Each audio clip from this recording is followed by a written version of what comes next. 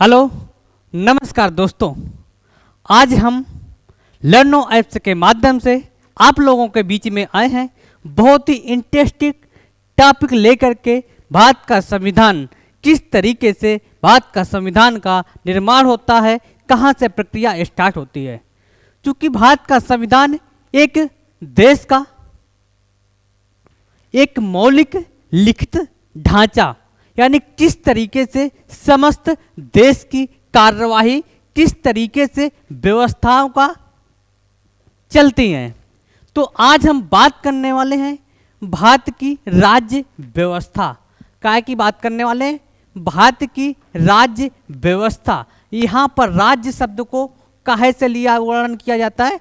देश से, ना कि किसी विशेष राज्य से। राज्य का उल्लेख काहे से? देश से। इसके बाद तो भारत देश की व्यवस्था किस तरीके से चलेगी उसका उल्लेख काहे में किया गया है? आपके संविधान में। अब बात आती है संविधान। संविधान है क्या? क्या संविधान दो शब्दों से मिलकर के बना है। कितने शब्दों से मिलकर के बना है? दो शब्दों से मिलकर के बना है। सम प्लस विधान। कैसे मिलकर के बना है? दो शब्दों से, सम प्लस विधान। सम का मीन्स क्या होता है? समान। समान। विधान मीन्स होता है नियम। विधान मीन्स क्या होता है? नियम, यानी समान नियम सभी लोगों के लिए। जैसे भारत देश है, क्या है? अपना देश है भारत। तो भारत देश में बहुत सारे लोग रहते हैं, तो सभी के लिए समान, चाहे वो छोटा व्यक्ति हो चाहे वो बड़ा व्यक्ति हो। कानून है तो सभी के लिए बराबर है। तो उसी तरीके से देश की व्यवस्था किस तरीके से, चाहे आपका गांव हो, चाहे आपका डिस्ट्रिक्ट हो, चाहे आपका राज्य हो या देश हो, तो सभी के लिए क्या है? रूल समान होते हैं। तो वही सभी के लिए समान चीजों का वही आपका संविधान कहलाता है। अब भारत का संविधान सबसे विशाल संविधान है, यानी सबसे लिखित देखा जाए तो सबसे बड़ा संविधान है। तो उस संविधान पे हम क्या है, थोड़ा सा प्रकाश आज हम डालने का प्रयास करते हैं, किस तरीके से भारत देश का संविधान का निर्माण किया गया। चूंकि संविधान, जैसे सिंपल सी भाषा में अगर बात करें, जैसे एक गांव होता है। क्या होता है? गांव होता है। गांव में लोग रहते हैं, एक मकान होता है, एक व्यक्ति होता है। तो एक घर की बात करेंगे जैसे, तो घर क्या होगा? घर में एक मुखिया होता है। तो घर की कार्यवाही किस तरीके से चले, या हमें कोई कार्यक्रम करना है तो किस तरीके से उस कार्यक्रम का रूपांतर कार्यान्वित तो हम किस तरीके से करते हैं, तो उसके हम क्या करते हैं? एक लिखित रूपरेखा तैयार करते हैं। उसी तरीके से आपके देश को चलाने के लिए जो एक रूपरेखा तैयार की गई है, उसका उल्लेख आपके संविधान में मिलता है। इस वजह से आपका संविधान वेरी वेरी मोस्ट इंपॉर्टेंट है। और सभी को ये चीजें पता होनी चाहिए कि जैसे आपके फंडामेंटल राइट हैं, यानी मूल अधिकार है, या आपके क्या कर्तव्य बनते हैं देश के प्रति, नीति निर्देशक तत्व, या कहाँ पे आपका सुप्रीम कोर्ट है, क्या है, कब गठन हुआ, कब से प्रक्रिया स्टार्ट होती है। क्योंकि संविधान तो आपको बाद में लिखा गया, लेकिन इसके पहले ही आपका सुप्रीम कोर्ट या आरबीआई की स्थापना हो, या और बहुत सारे। क्योंकि इसके पहले संविधान जब नहीं था तो हमारे यहाँ क्या था? राजतंत्र था। क्या था? राजतंत्र। राजतंत्र का मतलब क्या होता है? राजशाही शासन, किसी राजा का शासन। लेकिन आज क्या है? हमारा संविधान है, यानी लोकतंत्र है। लोकतंत्र। अब लोग यानी लोगों द्वारा बनाया गया। पहले क्या था? राजतंत्र। राजा द्वारा, यानी कोई भी नियम कानून बनाने का काम कौन करता था? राजा करता था। लेकिन संविधान में लोगों द्वारा तैयार किया गया, यानी जनता के द्वारा तैयार किया गया। यहाँ पे क्या था? एक राजा था, अपनी हुकूमत करता था। लेकिन आज क्या है? वो हुकूमत आपको, संविधान आपकी हुकूमत करने की परमिशन देता है। तो ये राजशाही, ये राजतंत्र किस तरीके से समाप्त होता है? चूंकि संविधान एक दिन में निर्माण नहीं हुआ, इसके पीछे की भूमिका जो है, तो पीछे हमें बैक जाना पड़ता है। कुछ बैक, चूंकि बात करते हैं हम लोग 1600 ईस्वी से, अगर हम संविधान की ऐतिहासिक पृष्ठभूमि की बात करते हैं तो हम बहुत काफी बैक जाते हैं।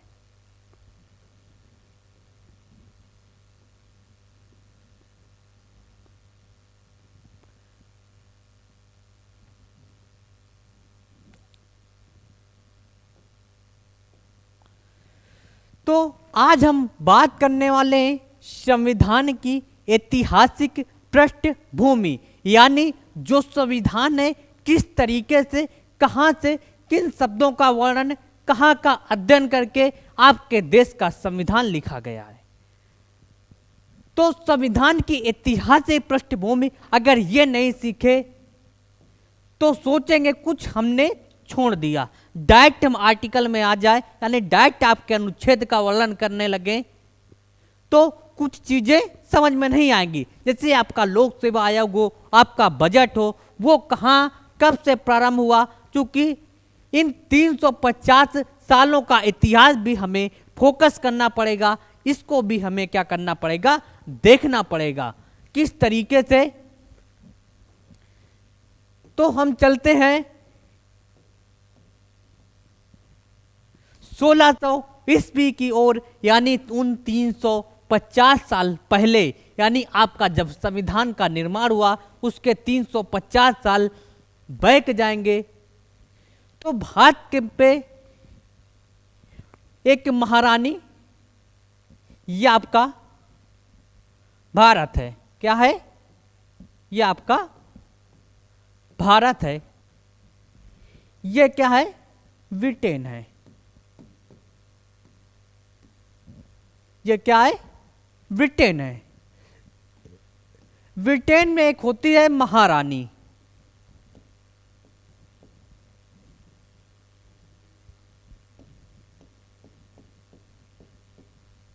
एलिजाबेथ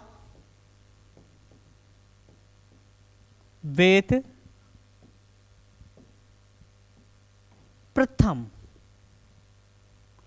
अब भैया ब्रिटेन में एक महारानी एलिजाबेथ प्रथम 1601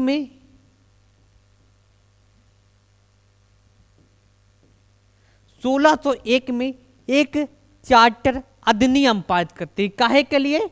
कि आप भारत में व्यापार कर सकते हैं। व्यापार करने कौन आता था? दो व्यक्ति होते हैं, George Watson plus George white. ये क्या करते हैं? दोनों व्यक्ति एक कंपनी का निर्माण करते हैं। क्या करेंगे? एक कंपनी का निर्माण करेंगे जिसका शुरुआत में नाम होगा जॉइंट स्टॉक कंपनी। जॉइंट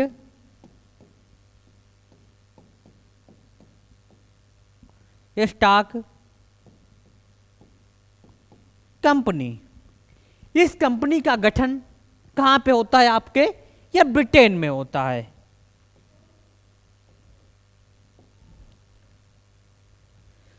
तो आपकी जो जॉइंट स्टॉक कंपनी होती है ये आगे चल के आपकी ईस्ट इंडिया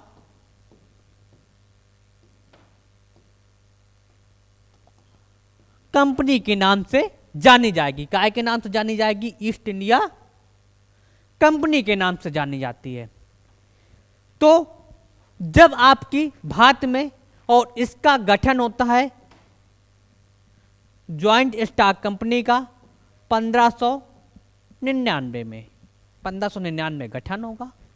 गठन के बाद ये लोग परमिशन लेने जाएंगे एलिजाबेथ प्रथम से कि हमें भारत में व्यापार करने जाना है। काय के लिए? व्यापार करने। क्योंकि यही कंपनी आपकी स्टार्टिंग में जब आती है तो वो व्यापार के लिए आती है, और यही धीरे धीरे क्या होगी, सीधा प्रशासन में तब्दील होगी। यानी व्यापारिक एकाधिकार को समाप्त किया जाएगा, और व्यापारिक एकाधिकार के बाद यही आपका प्रशासनिक निकाय बनेगा। प्रशासनिक निकाय के बाद आपका सीधे डायरेक्ट महारानी के हाथ में भारत की सत्ता जाएगी। उसके बाद में क्या होगा, भारत का संविधान की पूरी भूमिका क्रिएट होगी। तो अब भैया इनको महारानी एलिजाबेथ ने एक अधिनियम बना करके पारित कर दिया। यहीं से आपकी प्रथम बार संविधान शब्द का उल्लेख किया जाता है। प्रथम बार आपसे क्वेश्चन पूछा जाता है कि प्रथम बार संविधान शब्द का उल्लेख कब किया गया, तो वो आपका था 1601 ईस्वी। यहीं से बना सम प्लस समान प्लस विधान। तो आपके संविधान का निर्माण की प्रक्रिया अगर बात करें, अगर भारत के लिए कोई बात बोली जाती है तो इसकी भूमिका कब बनती है, 1601 ईस्वी में। अब हम लोग थोड़ा सा और आगे चलेंगे।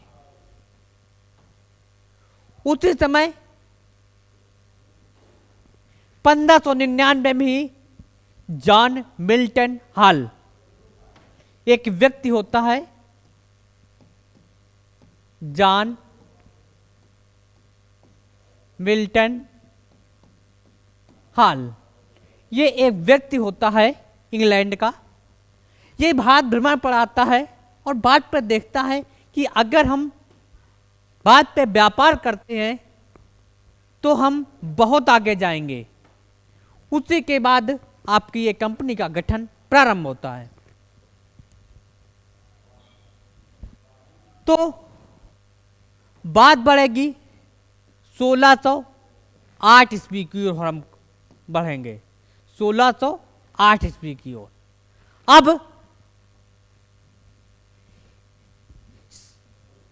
1608 ईस्वी में कैप्टन, थोड़ा सा क्लियर कर लेते हैं, इसके बाद आगे चर्चा करते हैं। 1608 ईस्वी की ओर हम बढ़ते हैं। 1608 में क्या होता है, एक कैप्टन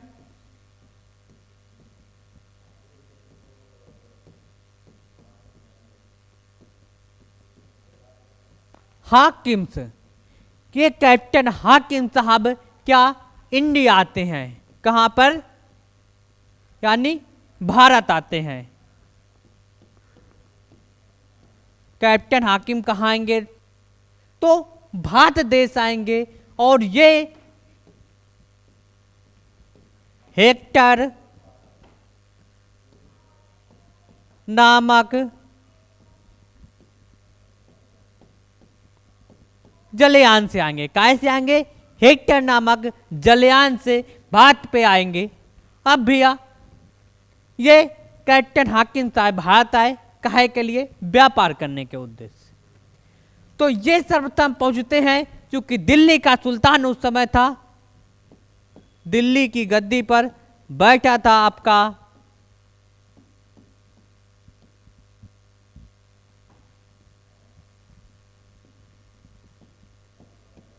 जहांगीर। कौन बैठा था, जहांगीर। तो जहांगीर के दरबार में कैप्टन हाकिम साहब आते हैं। कैप्टन हाकिम चूंकि भारत में आ रहे, तो कैप्टन हाकिम ये क्या था, थोड़ा सा विद्वान प्रवृत्ति का था, जानकारी थी भारत की संस्कृति सभ्यता का, ये अध्ययन करता है, उसको सीखता है, सीखने के बाद भारत में आता है। तो जब जहांगीर के दरबार में पहुंचेगा तो ये व्यक्ति क्या करेगा, अरबी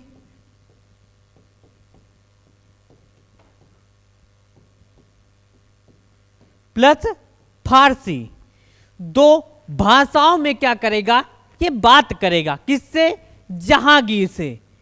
जब जहांगीर से ये बात करेगा तो जहांगीर को लगेगा अरे ये एक विदेशी हमारी सभ्यता को जानता है, काय को, हमारी सभ्यता, हमारी बातें समझता है। सिंपल सी भाषा में, आपके घर में कोई व्यक्ति आया मेहमान, वो आपके घर के रीति रिवाज से अगर परिचित हो, जब रीति रिवाज से परिचित हो और आपके घर के अकॉर्डिंग वो आपके घर पे एंट्री करे, आपके घर के अकॉर्डिंग बर्ताव करे, तो आप क्या होंगे, उससे प्रसन्न होंगे कि ये बाहरी व्यक्ति है, हमारे घर के बारे में क्या है थोड़ा बहुत ये जानता है, तो हमारे तरीके ये रहने का प्रयास कर रहा है। उसी तरीके से उस समय जहांगीर के दरबार में कैप्टन हाकिम साहब अरबी और फारसी भाषा में क्या करेंगे, बात करते हैं। किससे? जहांगीर से। तो भैया जहांगीर हो जाते हैं प्रसन्न।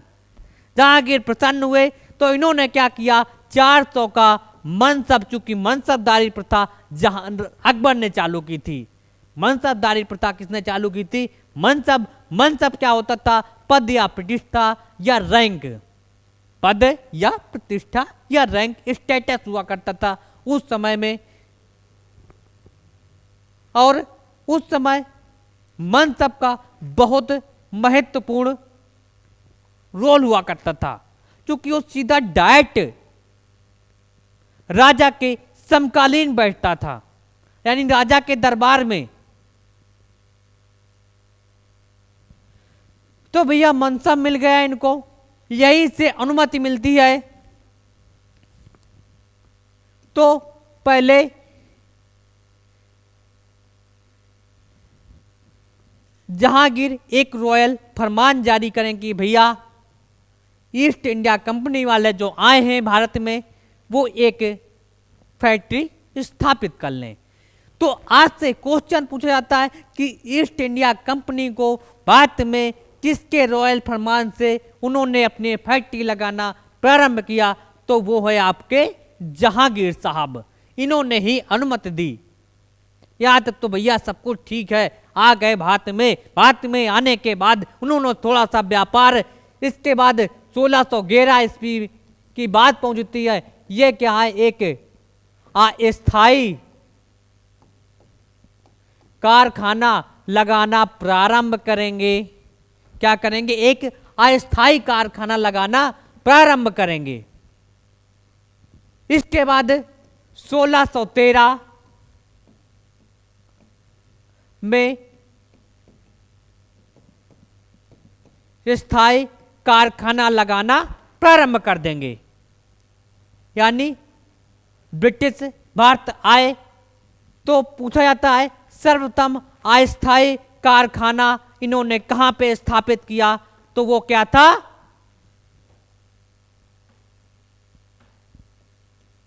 तो 1611 में स्टार्ट किया।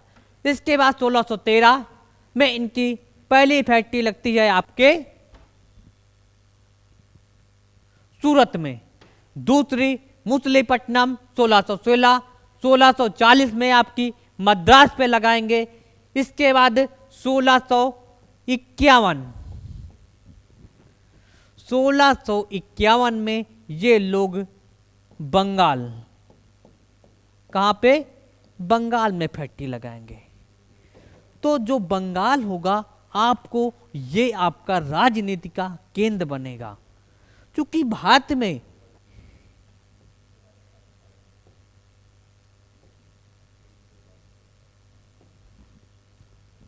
तो हम चलेंगे अब बंगाल की ओर। कहां पे जाएंगे? बंगाल की ओर। 1651 ईस्वी में, 1651 में बंगाल में पहली फैक्ट्री लगती है साहूजा। एक वहां का बादशाह साहूजा था, वो अनुमति देता है कि भैया आप फैक्ट्री लगा सकते हो। तो 1651 में आपसे पूछा जाता है किसने बंगाल पे फैक्ट्री लगाने की अनुमति दी तो वो थे आपके साहूजा साहब। ये क्या होते हैं, इनकी पत्नी क्या होती, बीमार होती है। एक अंग्रेज डॉक्टर इनकी पत्नी का इलाज करती है। उसी से प्रसन्न होकर के ये क्या करते हैं कि फैक्ट्री लगाने की अनुमति दे देते हैं। यहाँ तक तो भैया कोई सब कुछ ठीक ठाक चल रहा है, चलता रहेगा।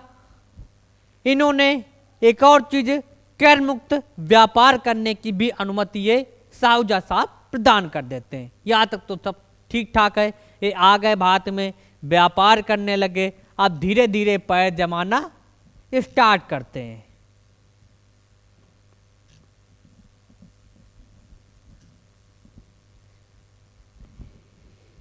इसके बाद अब चलेंगे 1740 की ओर में। एक बंगाल का बादशाह होता है अली वर्दी खां। इसने एक स्टेटमेंट दिया था कि अंग्रेज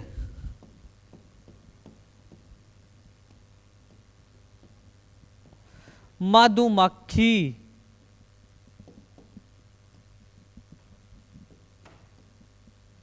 के छत्ते के समान है। इसने क्या किया था, एक स्टेटमेंट दिया था अंग्रेजों के लिए कि अंग्रेज मधुमक्खी के छत्ते के समान है। अब मधुमक्खी के छत्ते की तुलना इन्होंने कर दी। क्यों? मधुमक्खी छत्ता होता है, बहुत सारी मधुमक्खियां होती हैं, उस पे होती है कि नहीं होती हैं? तो मधुमक्खी, उसमें शहद होगा। शहद क्या होगा? मीठा होगा। मीठा होगा कि नहीं होगा? लेकिन कोई व्यक्ति है, ये शहद के छत्ते के पास जाएगा तोड़ने। जब ये तोड़ने जाएगा तो वो क्या होगा, मधुमक्खियां डस लेंगी। अंदर तो मीठा है लेकिन तो वही चीज बोले थे अंग्रेजों के लिए कि ये क्या है कि आपके पास आएंगे तो मीठी मीठी बात करेंगे और आपके पीठ पीछे ये लोग क्या करेंगे, षड्यंत्र करेंगे, आपको डसने का प्रयास करेंगे। तो ये स्टेटमेंट अली वर्दी खां का। इसकी कोई संतान नहीं होती है। अब संतान नहीं होती है तो इसकी बिटिया का पुत्र था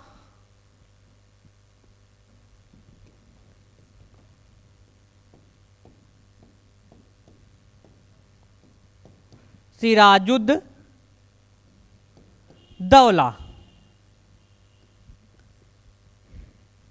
ये बनता है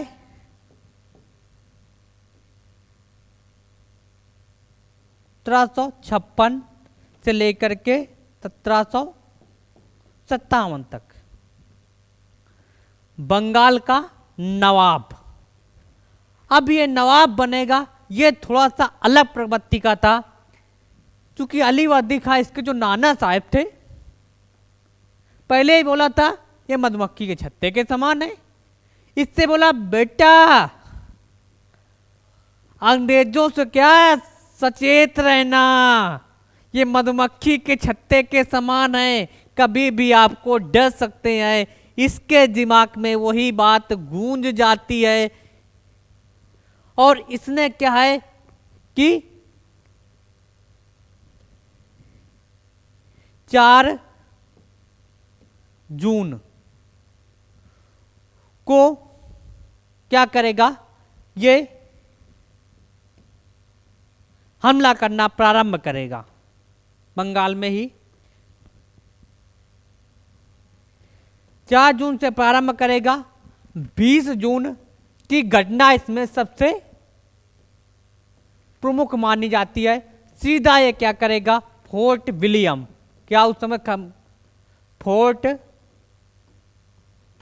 विलियम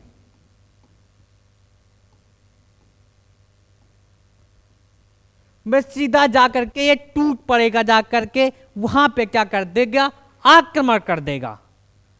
जब आक्रमण करेगा तो 146 लोगों क्या करेगा, ये लगभग कहीं आपको 12/14 मिलेगा, कहीं 12/18 मिलेगा। तो एक कोठरी में 12/18 की कोठरी में क्या करेगा, 146 लोगों को 20 जून को बंद कर देगा। क्या करेगा, बंद कर देगा 20 जून को। जब 20 जून को ये बंद कर देगा, जून के महीने में छोटे से कमरे में 146 लोगों को, तो उसमें लगभग सभी की मृत्यु हो जाएंगी। 23 व्यक्ति केवल आपके जिंदा बचेंगे, जिसमें एक ब्रिटिश अधिकारी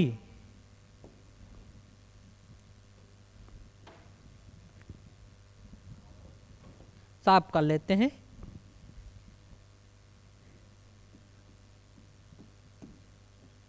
हाल वेल, यह क्या व्यक्ति होगा, वहां से बच निकलेगा। उन्हीं 23 व्यक्तियों में यह भी होता है। यह घटना बोली जाती है बंगाल त्रासदी या ब्लैक हॉल घटना। तो हालवेल बच निकलेगा वहां से।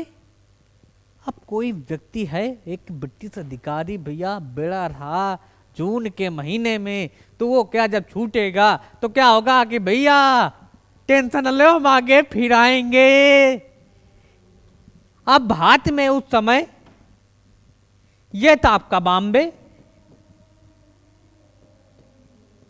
यह था बॉम्बे, यह था मद्रास, और ये आपका था बंगाल। क्या था ये, बंगाल। उस समय 3 मुख्य इन्होंने केंद्र बिंदु बनाते हैं। कहां पे, बॉम्बे को बनाएंगे, दूसरा मद्रास को, और ये आपका बंगाल को। ये 3 केंद्र बिंदु होंगे। अब भैया ये बंगाल में क्या हो गई घटना, काहे की, ब्लैक होल यानी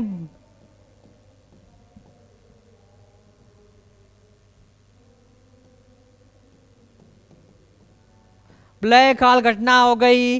जब घटना हुई तो सीधा कहां भागा, मद्रास की ओर। मद्रास में गवर्नर थे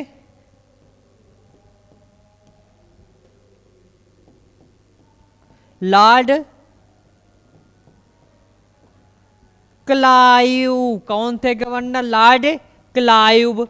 वहां पे एक और व्यक्ति थे वाटसन।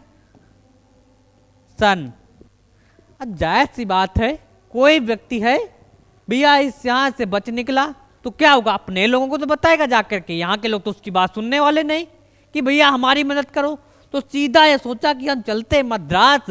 मद्रास में जो हमारी कमिश्नरी है, जो मद्रास का हमारा फोर्ट विलियम है, वहां पे अपने सीनियर अधिकारियों को साथ पूरी घटना बताए कि भैया हमें बंगाल में क्या कर दिया गया, बंद कर दिया गया छोटे से कमरे में जून के महीने में, और वहां पे हमारे साथी बहुत सारे मारे गए। अब ऐसा करते हैं, चलो सभी लोग, और बंगाल में हम लोग क्या करते हैं, आक्रमण करते हैं। ये लॉर्ड क्लाइव थोड़ा सा जानकार व्यक्ति होता है, पढ़ा लिखा। अब गवर्नर है तो जानकार तो होगा ना, ऐसा कोई तो नहीं बन के आ जाएगा।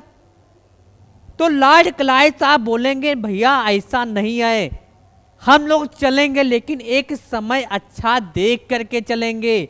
पहले क्या हम क्या करते हैं, थोड़ा सा कूटनीति अपनाते हैं। इनका काम क्या था, फूट डालो राज करो। तो क्या करेंगे, कूटनीति का ये प्रयोग करेंगे। और जब कूटनीति का प्रयोग करेंगे तो सिराजुद्दौला का एक सेनापति था मीर जाफर, और मीर जाफर, एक और व्यक्ति था मानिक चंद। तो सबसे पहले ये मानिक चंद को अपने साथ मिलाएंगे, और मानिक चंद क्या करेगा, मीर जाफर जो सेनापति है, उस सेनापति की, चूंकि सेनापति क्या होता है, पूरा सेना का मालिक होता है, मुखिया होता है सेना का। अगर सेनापति बोलेगा कि नहीं हमें लड़ना है इनसे, तो क्या है, पूरी सेना एक तरफ चली जाएगी, जाएगी कि नहीं जाएगी। जो सेनापति है तो सेना कंट्रोल में होती है, तो सेनापति ने अनुमति दी कि भैया यहाँ पे हमला करना है, तो सेना तैयार खड़ी है। तो मानी चंद क्या करेगा, मीर जाफर से मिलवाएगा। अब मीर जाफर क्या करेंगे, सेना प्लासी,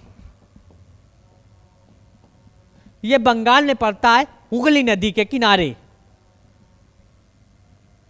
तो क्लाइव साहब मीर जाफर से मिले। मीर साहब जाफर को एक सेनापति है, सेनापति से बोला जाए एक व्यक्ति है, तो सेनापति से भैया हम आपको राजा बना देंगे, सिराजुद्दौला अच्छा व्यक्ति नहीं है, ये आपके लिए भी घातक हो सकता है, तो हम ऐसा करें, अगर हम आपको राजा, अगर आप हमारा सहयोग करते हैं तो हम आने वाले समय में आपको बंगाल की गद्दी दे देंगे, आपको राजा बना देंगे। तो भैया राजा बनने का ऑफर आएगा तो कौन व्यक्ति नहीं स्वीकार करेगा। तो ये ससुर ने क्या किया, मीर जाफर ने राजा बनने का ऑफर स्वीकार कर लिया। जब ये ऑफर स्वीकार कर लेगा मीर जाफर, तो पूरी सेना का मालिक है, सेना तो लेकर के जाएगा, लेकिन क्या है, लड़ेगा नहीं। जब लड़ेगा नहीं तो क्या होगी, हार हो जाएगी। तो यहां पे विजय किनकी होती है, अंग्रेजों की विजय होगी। किसकी विजय होगी, अंग्रेजों की, यानी लॉर्ड क्लाइव और वाटसन क्या जीत जाएंगे 1757 का प्लासी का युद्ध। जब ये भैया युद्ध जीत गए, युद्ध जीतने के बाद सिराजुद्दौला हार गया। जब सेनापति उसका साथ नहीं दिया तो क्या हुआ, हार जाएगा।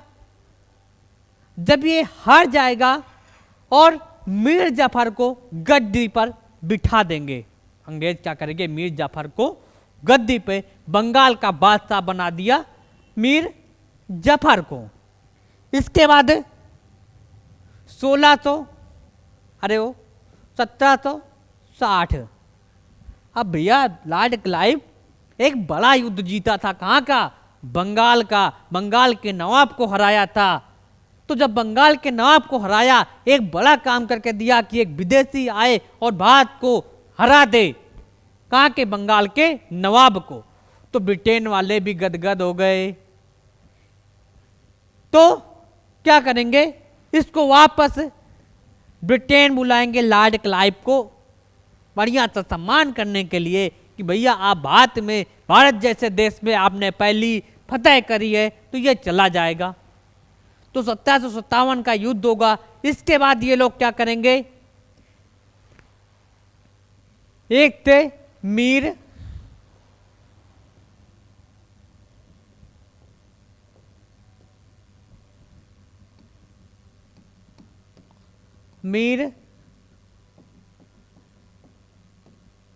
कासिम।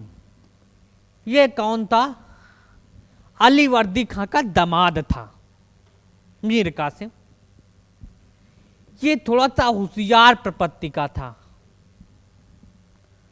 अब ये भैया अंग्रेजों से मिलेगा जा करके, कहेगा भैया मीर जाफर का आप राजा बना दीने हो। मीर जाफर को क्या किया आपने, बंगाल का नवाब बना दिया। अगर हमें नवाब बना दो तो हम आपके लिए बहुत अच्छा कार्य करके देंगे, आपकी कंपनी हमारे राज्य में और फले फूलेगी, क्योंकि ये क्या है, एक मीर जाफर अयोग्य शासक है। तो अंग्रेजों को लगेगा हाँ भैया मीर कासिम अच्छा व्यक्ति है, जानकार है, सभी चीजों का नॉलेज है, तो हम क्या करते हैं, मीर कासिम को राजा बना देते हैं। इसके बाद राजा बना देंगे मीर कासिम को। लगभग कोई 1668 के आसपास, 1760 के आसपास राजा बनेगा मीर कासिम। यह क्या होगा, जब राजा बन जाएगा तो बिहार में एक पोर्ट विलियम होता है, छोटी सी कंपनी होती है, उसको अपने अधिकार क्षेत्र में ले लेगा, वहां के गवर्नर जो होगा उसको मार देगा। तो इनको लगेगा कि आए यो तो हमारे लिए घातक सिद्ध हो रहा है। तो 1763 में ये लोग क्या करेंगे, फिर मीर जाफर को फिर राजा बनाएंगे। अब मीर जाफर जब राजा बन जाएगा तो ये व्यक्ति फिर नाराज होंगे। तो सोचा मीर कासिम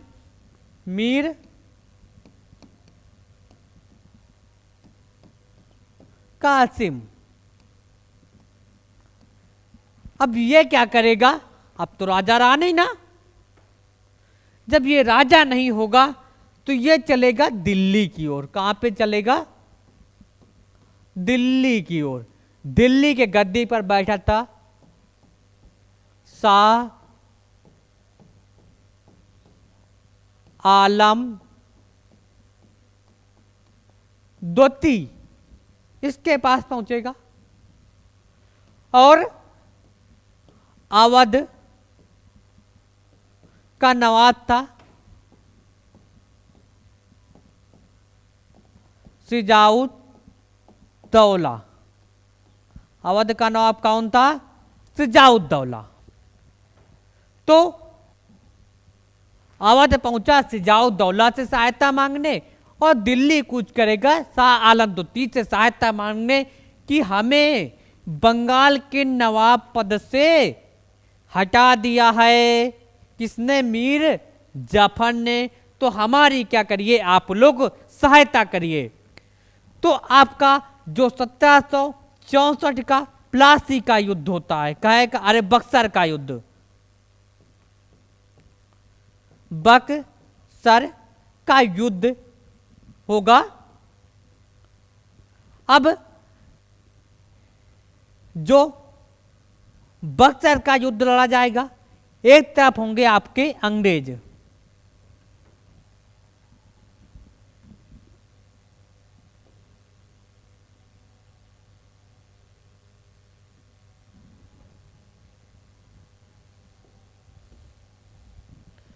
तो अंग्रेज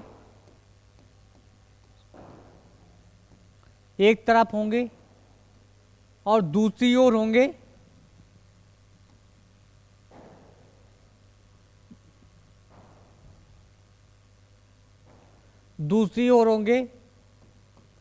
मीर कासिम प्लस शाह आलम द्वितीय प्लस सिजाउद्दौला,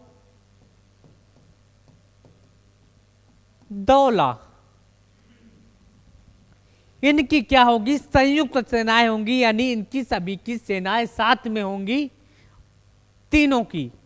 और अंग्रेजों का प्रतिनिधित्व करेगा हेक्टर मुनरो,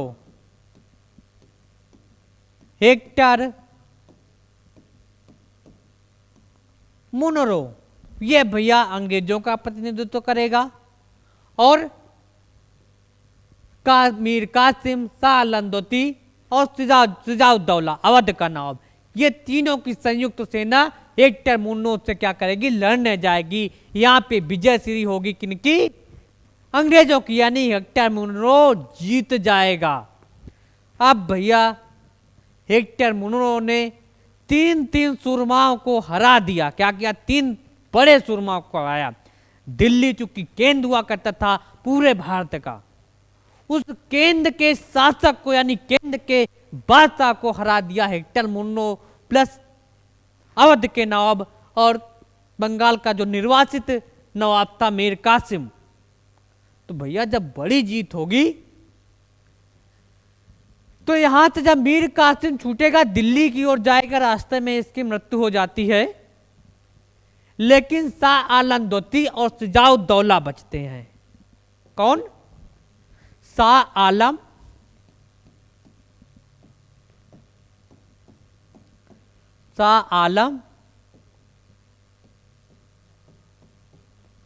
द्योति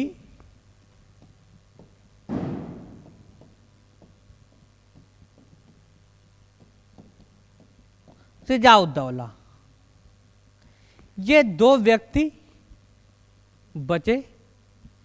अब भैया बड़ा युद्ध जीता कौन? हेक्टर मुनरो ने जीता। इसके बाद क्या होता है, 1765 में क्या हो गए, लॉर्ड क्लाइव साहब पुनः भारत आ जाएंगे। कौन? लॉर्ड क्लाइव, ये क्या आ जाएंगे, दोबारा भारत में आ जाएंगे, क्योंकि बहुत सारी उथल पुथल हुई आपके बक्सर के युद्ध के दौरान। तो कंट्रोल करने के लिए पुनः लॉर्ड क्लाइव आ गए। तो जब शाह आलम द्वितीय और सिजाउद्दौला ये युद्ध हार जाते हैं, कौन? शाह आलम द्वितीय और सिजाउद्दौला जब युद्ध हारे, तो बड़ी कुछ संधियां होंगी। तो पहली संधि 12 अगस्त को लॉर्ड क्लाइव व शाह आलम द्वितीय के मध्य में होती है। किसकी? Lord Clive. और लॉर्ड क्लाइव किसका नेतृत्व कर रहा था? अंग्रेजों का। अंग्रेजों का। तो यह पूरा लेटर लॉर्ड क्लाइव पढ़ करके सुनाएगा, और प्लस मीर जाफर साहब भी साथ में होते हैं। तो शाह आलम द्वितीय, इसके बाद बात आगे बढ़ती है 16 अगस्त की इलाहाबाद की दूसरी संधि होती है। यह भी आपके लॉर्ड क्लाइव के बीच, लॉर्ड क्लाइव के बीच, जिसमें दीवानी बंगाल और उड़ीसा, बंगाल व उड़ीसा की दीवानी यानी राजस्व वसूलने का पूरा कार्य अंग्रेजों के हाथ में चला जाता है। यहां से क्या है, भारत में क्या है, ब्रिटिश हुकूमत का जन्म होता है।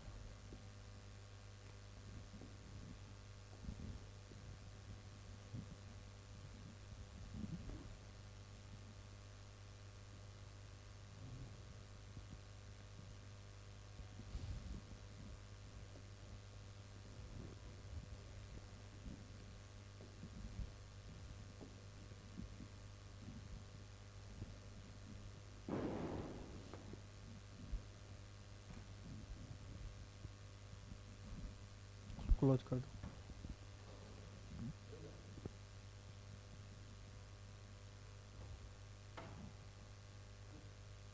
कर दो।